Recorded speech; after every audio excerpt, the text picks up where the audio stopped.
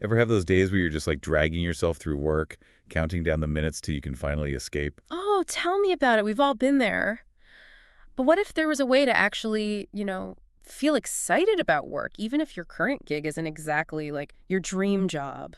Okay, now that would be a game changer, and it sounds like that's exactly what we're diving into today. You got it. We're taking a deep dive into this Big Think article all about cultivating, get this, psychological ownership at work. Psychological ownership. Sounds a little, I don't know, jargony, but I'm intrigued. What exactly does that even mean?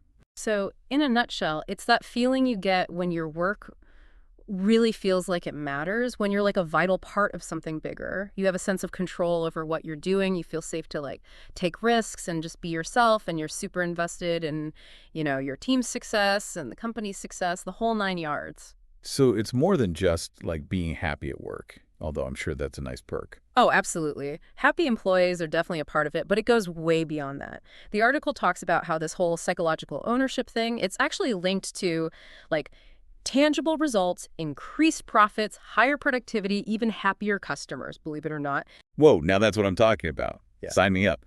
But how do we actually make this happen? Is this something your manager has to like implement from on high?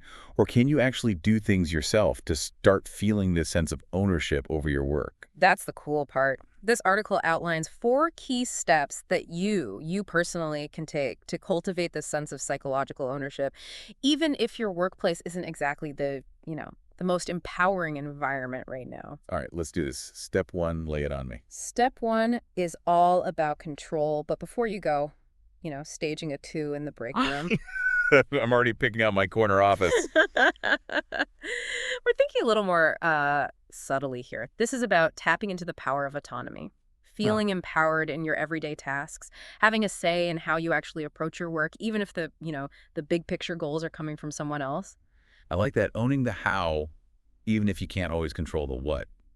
It's like finding your own flow within the structure, right? You nailed it. There's tons of research out there that shows that when people have autonomy in their jobs, they're way more motivated and way more satisfied with their work. Our brains just love having choices and feeling like we have some say in what's going on. Makes total sense. No one wants to feel like they're just a cog in a machine, just blindly taking orders, right? We all want to feel like we're actually contributing something, using our unique skills and perspectives. And one super practical way to tap into this control thing is to get out there and actively seek feedback rather than just kind of waiting for it to come to you. So don't be afraid to ask your manager, hey, what do you think about this? Or run an idea by a colleague, that kind of thing. Exactly. It shows them that you're invested in doing your absolute best work and that you value their input too. Love that. Mm. It's about being proactive, taking charge of your own growth. Hmm. Okay, so we've got control. What's next on our journey to workplace enlightenment? Up next is step 2, and this one's all about cultivating psychological safety at work. Okay, hold on. So we're not talking about like mandatory trust falls All that right, you we'll like. save those for the company retreat. Psychological safety is more about creating an environment where everyone feels comfortable being themselves, sharing their ideas without like the fear of being judged or punished for taking risks, you know? So it's less about bubble wrap and more about building a culture of trust and respect. You got it. The article talks about how important it is to create a space where it's okay to disagree respectfully, where people feel comfortable asking for help when they need it, and where mistakes are seen as opportunities to learn, not as like career-ending disasters. Think about a time when you had a great idea at work, but you were too scared to speak up because you didn't want to sound dumb or, rock the boat. We've all been there, right? Oh, for sure. But when we feel psychologically safe, when we know we're not going to get like shot down for speaking our minds, we're way more likely to share those ideas, even the crazy ones that might actually lead to amazing breakthroughs. It's about creating this environment where everyone feels heard and respected no matter what their job title is or how much experience they have. Exactly. And that brings us to step 3, intimacy. Okay, now hold on a second. Intimacy at work.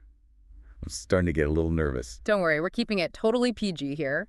When we're talking about intimacy in this context, we're talking about building genuine connections with your colleagues. Like going beyond the surface level and actually investing in those relationships. So more than just casual Friday chit chat or like awkwardly sharing an elevator ride. Exactly. It's about creating those opportunities for more meaningful interaction.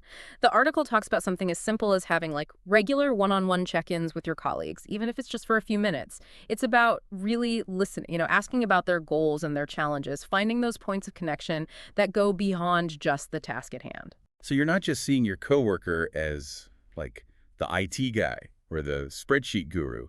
You're actually getting to know them as a person, finding out what they're passionate about, what makes them tick. Exactly. And when you feel connected to the people that you work with, it's only natural to become more invested in those shared goals, which leads us perfectly into step 4, investment. Investment. So are we talking about like investing in ourselves, right? Like finally signing up for that online course or finally going to that industry conference? Well, that's definitely a great way to invest in your own growth, but in this context, investment is more about how you invest your time, your energy, your talents, your whole self into your work. Like really being present and engaged, not just physically showing up, but mentally and emotionally showing up too. So it's about more than just putting in your 8 hours and then, mentally checking out until Monday morning.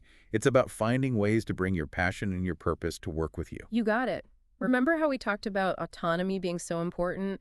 The article talks about finding those little pockets of agency within your work, even if your job description doesn't exactly scream, freedom and flexibility. So maybe it's like volunteering for a project that you're actually excited about, even if it's not technically like in your lane. Or maybe it's finding a creative way to approach a task that you normally find like totally boring. Exactly. Or maybe it's taking the initiative to learn a new skill that could benefit your whole team. It's about finding those opportunities to go above and beyond, not because you have to, but because you're genuinely invested in making a difference. So just to recap, we've got control, psychological safety, intimacy, and investment. It's like this like magic formula for transforming your work from something you just like endure to something that you actually, dare I say, enjoy. And the really mind-blowing part is that these 4 steps, they don't just benefit you on a personal level, they can actually have this ripple effect throughout your whole organization. Okay, now I'm really intrigued. Tell me more about this ripple effect. How does having these qualities on an individual level, how does that actually lead to like company-wide change? So having these qualities on an individual level can lead to company-wide change. I'm all ears. Well, think about it when everyone feels like they can take ownership of their work and share their ideas without being, shut down. It just changes the whole vibe. Right. It's like that fear of judgment just holds so many people back. Exactly. And when that fear is gone, you get more creativity, more innovation, more collaboration. It's like the whole company becomes this like think tank, this breeding ground for awesome ideas. Exactly. And there's actual research that shows this. Companies that really make psychological ownership a priority, they tend to have way more engaged employees, they're more productive, and yeah, they're happier too. Which ultimately means a better bottom line for the company. Exactly. It's like this Yeah. win-win-win. Employees are happier, customers are happier, and the company's doing better. I love it. So it's not just some like fluffy feel-good concept. Ah. There's a real business case for this. Oh, absolutely. And the article even talks about some companies that are already doing this really well, seeing amazing results because they're prioritizing their employees' sense of ownership. It's so great to hear about companies that are actually walking the walk, not just talking about it, but actually creating this kind of culture. Right. It gives you hope for the future of work, right? Like it doesn't have to be this soul-crushing grind. Okay, so before we get too far ahead of ourselves, let's go back to these 4 steps to cultivating psychological ownership. We've covered control and psychological safety. So what's next? Right. Up next is intimacy. Intimacy. Okay, now I'm a little confused and maybe a little scared. No, not that kind of intimacy. When we're talking about intimacy in the workplace, we're talking about building real connections with the people you work with. So, like, more than just making small talk in the kitchen or whatever. Yeah, exactly. Like Yeah. actually getting to know your colleagues on a deeper level beyond just, hey, how was your weekend? So how do you actually do that? Especially if you're not, like, best friends with everyone in your office. Well, the article talks about something as simple as having regular one-on-one check-ins with your colleagues, even if it's just for a few minutes. It's about actually listening, asking about their goals and their challenges, just finding those things you have in common outside of work stuff. I like that. So instead of just seeing your coworker as, like, the marketing person or the finance person, you start to see them as an actual human being with their own unique experiences and perspectives. Exactly. And when you have those kinds of connections, it's only natural to become more invested in each other's success. And that brings us beautifully to step 4, investment. Investment. So we're finally talking about investing in ourselves, Yeah. right? Like signing up for that online course I've been eyeing. While personal growth is great in this context, investment is about how we invest our time, energy, and skills in our work, really showing up fully engaged, not just physically, but mentally and emotionally too. It's like bringing your A game every day, not just Mhm. going through the motions, right? Exactly. Remember we talked about autonomy. Even if your job doesn't scream creative freedom, the article suggests finding those little pockets of agency you can control. Like what? Give me some examples. Volunteering for a project you're genuinely excited about, even if it's outside your normal tasks, or finding a fresh way to tackle a boring but necessary task, or taking the lead to learn a new skill that can benefit the team. It's about going above and beyond because you want to, not because you have to. Okay, it's starting to get the bigger picture here. Yeah. So these 4 steps, control, psychological safety, intimacy, and investment, it's like they all build on each other. They do, and they create this ripple effect, starting with you and spreading throughout your whole workplace. So how does that work? How does this ripple effect actually play out in a company? So how does that ripple effect actually play out in a company? Well, imagine a company where everyone feels empowered to really own their work. They're not afraid to speak their minds and they're constantly, lifting each other up. That kind of environment. It's like a magnet for creativity and innovation. Oh, so you're replacing all that fear and uncertainty with trust and excitement. Exactly. And the best part is there's actual data to back this up. Companies that prioritize this whole psychological ownership thing, they tend to see way higher levels of employee engagement, they're more productive, and their employees are just happier overall. Which, let's be real, a happier employee is usually a more productive employee, right? 100%. And it doesn't stop there. When your employees are happy and engaged, that positive energy, it spills over to your customers, your clients, everyone. It's like this amazing chain reaction that benefits the entire company from the inside out. Okay, so we've established that psychological ownership is a win-win for everyone involved. But I got to ask, how do we actually start implementing these changes? It feels like such a big undertaking. It definitely takes a conscious effort, but it doesn't have to be overwhelming. Remember those 4 key steps we talked about? Control, psychological safety, intimacy, and investment. Start by focusing on just one of those areas and think about small, tangible steps you can take to foster that quality within your own team or department. So like maybe having a team meeting where everyone can share their ideas for improving a specific process, or encouraging more open communication and feedback between team members. Exactly. Even small changes can make a big difference, and as you start to see those positive results, it can create a ripple effect, inspiring others to get on board and create even bigger changes. It's like that saying, be the change you want to see in the world, but in this case, it's be the change you want to see at work. Love that. And as we were like really diving into this whole topic of psychological ownership, there was this one line in the article that really stuck with me.